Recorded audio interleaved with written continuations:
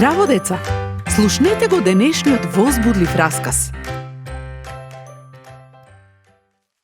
Доаѓаат! Жената печела леб и кога погледнала низ прозорецот видела дека тие кои ги прогонувале христијаните доаѓале кон незината куќа. Тие ќе прегледаат се, ќе ги одземат библиите и песнарките и ќе ги запалат. Отворете веднаш! Што да направи? Брзо ја зела Библијата, ја завиткала незината најсакана книга во тестото за леб и ја ставила во рерната. Потоа, треперејки, ја отворила вратата и гледала како мажите почнале да пребаруваат во плакарите и фиоките и да ги разгледуваат сите неизини нешта. Каков хаос!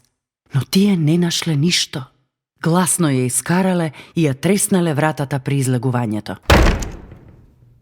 Кога се стивнало, жената го извадила печениот леб од рерната и внатре била незината Библија неоштетена.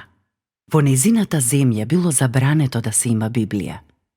Но таа му била послушна на Бог повеќе отколку на луѓето и тајно го читала Божјото Слово. Тоа одново и давало сила и храброст секој ден. Господовите повелби се праведни, го веселат срцето.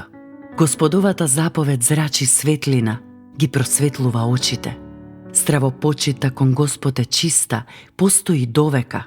Судовите Господови се вистина, сите се праведни. Поскапи се од злато и од скапоцени камења. Посладки се од восочен мед. Слугата твој ги пази, а кој ги пази, голема награда добива. Дали имаш дома Библија? Не дозволувај да собира прав на полицата. Читај ја и радувај се за тоа што ти го зборува Бог. Ако немаш Библија, а сакаш да имаш, те молам кажи ми.